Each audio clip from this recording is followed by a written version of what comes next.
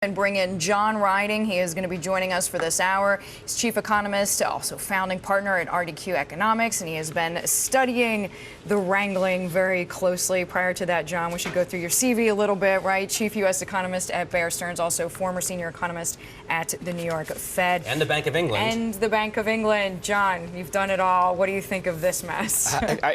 Quite frankly, although it's entertaining political theater, it's the most stupid and dangerous game of chicken all right, John, tell us that what you I really have think. seen played.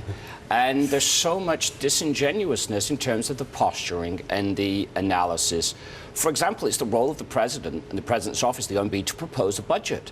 So they could have proposed a long-term budget that would have fixed the problem back in the January-February budget timeframe, but they didn't. And now, under this Why do you think they didn't do it? They just don't want to deal with it in an election? Because I don't think that the seriousness of the issue was something they thought they had to grapple with.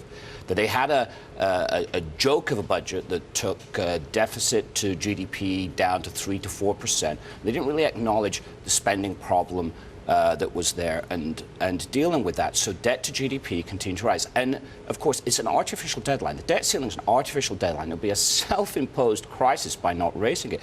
But it has focused the issue. And now to say, well, if we only get a temporary increase in the debt ceiling, we're going to veto that, that's just posturing. So do you think when push comes to shove that President Obama will not use that veto power? Of course not. I mean, but there was a very interesting article about 2 months ago in the Washington Post that said they were looking at the initial shots in this budget debate, and they talked to FBI negotiators, they talked to labor negotiators, and talked to divorce lawyers, and they all said that this has got to go down to the wire because the posturing on both sides that they checked in with divorce lawyers. So bad. And the danger is here that the U.S. is the hostage, and if this negotiation goes wrong, it's the U.S. that gets shot. And yeah, cutting off your nose to spite your face. I think Juliana Goldman, joining us now from D.C., has a question for you, John.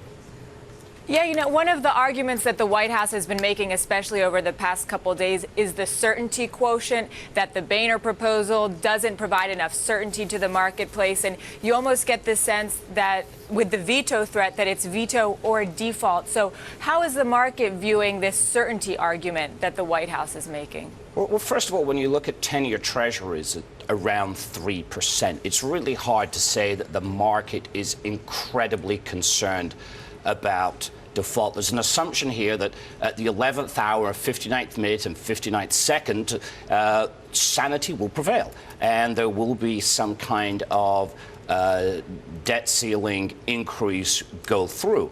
But, you know, we've lived with uncertainty over the fiscal outlook for a long, long time. To say right now we have to have certainty or we're not going to increase the debt ceiling, we're going to veto a debt ceiling increase, to me, that's posturing. The real issue is they don't want to, the administration doesn't want to have to deal with a debt ceiling in an election year. And it's about politics.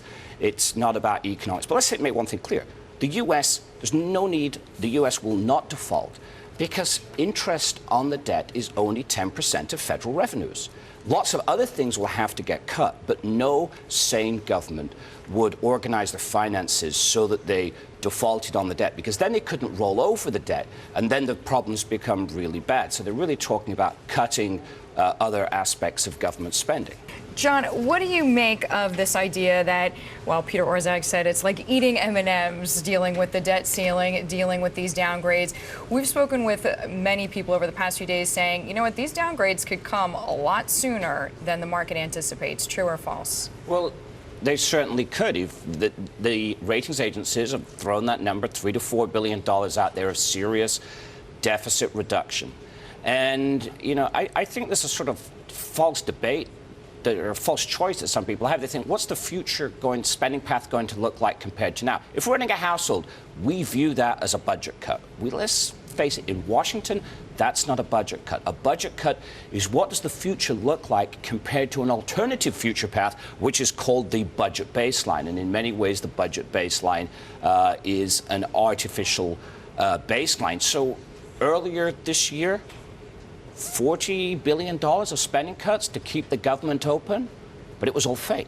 It was budgetary authority. It was less than $1 billion of actual spending cuts this year in it. So I think that people get kind of disenchanted by this entire debate because it's a false choice. It's what will the future look like compared to what will the markets make the future look like if you don't tackle this. And we know in Greece, if you tackle problems on the market's terms rather than on your own terms, you have the to pay outcomes more. are very adverse. At least it's more costly. All right, hey, John, thanks so much for joining us. Appreciate you sticking with us for the whole hour. John Ryding from RDQ Economics.